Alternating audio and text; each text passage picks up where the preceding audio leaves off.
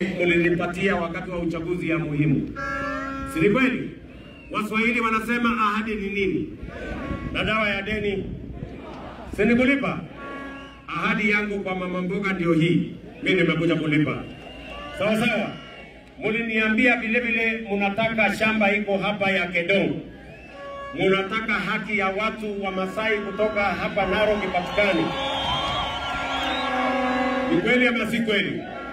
Na nilisimama hapa nikawaambia mkinipatia hiyo nafasi nitaenda kupanga hiyo kazi na nitahakikisha mmepata sehemu ya hiyo shamba. Tumeketi chini na viongozi wenu, mjumbe wenu Arama, gavana wetu Patrick Ole Ntutu, na viongozi mama county na seneta wetu hapa.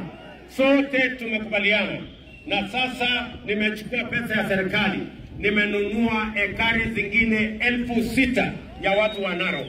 Na sasa tutaongeza ile 4,000 mlikuwa nayo mbeleni, sasa nimeongeza ingine 6,000, sasa mtapata ekari 10,000 kutoka hapa Kedong.